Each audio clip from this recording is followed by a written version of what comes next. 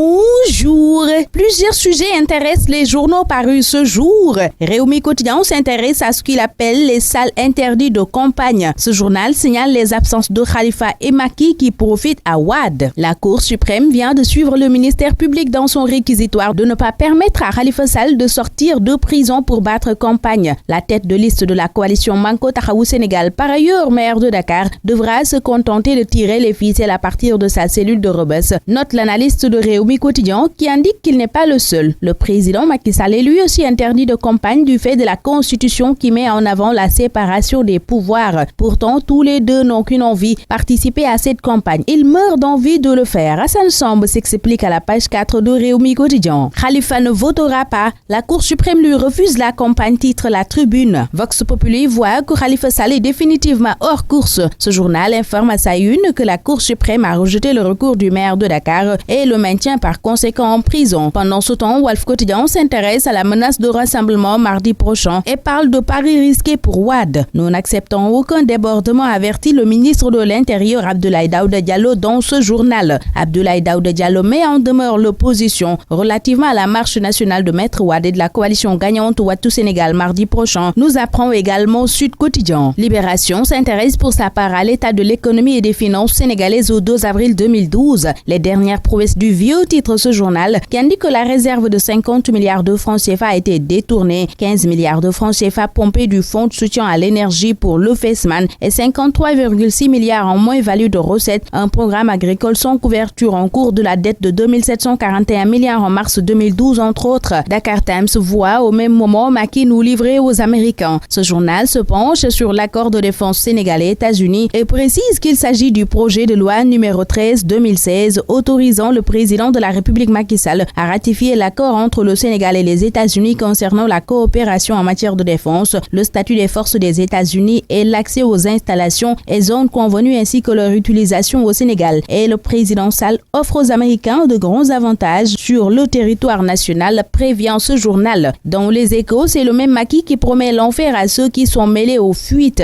Ceux qui ont organisé et bénéficié du FUT font honte à l'école, à la nation, déplore le chef de l'État. Vous faites honte à l'école et à la nation. Ces propos du président Macky Sall, qualifiés même de coup de gueule contre les fuiteurs du bac, sont rapportés par Réumi Quotidien à sa une. Et dans l'AS, Macky met les tricheurs au banc de la société. La fraude au bac s'est invitée au concours général, signale ce journal. Le sermon de Macky, titre Le Quotidien, qui revient aussi sur les propos du chef de l'État sur les fuites au baccalauréat. Une école de face, c'est ce que voit Enquête qui s'intéresse et au concours général et aux résultats catastrophiques aux examens. Enquête indique que 137 lauréats, dont 65 filles et 72 garçons, ont reçu leur distinction des mains des autorités. Et concernant les tricheurs au BFM, ils ont décroché le sursis, informe l'Observateur, qui nous apprend aussi relativement à la tragédie de Demba Diop que la police passe à l'action. Les forces de l'ordre ont arrêté Barafal pour apologie du crime. Il a été démasqué et extrait de son trou à Louga, indique l'Observateur, qui informe que des organisateurs et responsables du stade de Mbour ont été auditionnés. Et sur la violence dans la campagne électorale et le drame de Demba Diop, le président du communicateur traditionnel du Sénégal lance son appel à la paix. El Hadji Mansour Mbaye, en exclusivité dans Réumi Quotidien, rappelle que c'est la première fois qu'un tel événement se déroule sur le plan du football sénégalais. Concernant la politique, le sage du Parti socialiste estime que chacun peut appartenir à un parti, battre campagne sans faire de violence. Ces propos sont à lire à la page 4 de Réumi Quotidien. Dans le quotidien du Sport Stade, c'est le match Sénégal-Burkina d'août qui intéresse notamment les gardiens. Seydou et Khadim sont-ils compétitifs? S'interroge Stade qui signale que Cheikhou Kouyaté est encore forfait. Le quotidien des arènes sénégalaises se penche sur les batailles pour le titre de roi des arènes. Modou Lo, Lac 2 et B52 pour débloquer l'arène. Titre Sunu Lamb.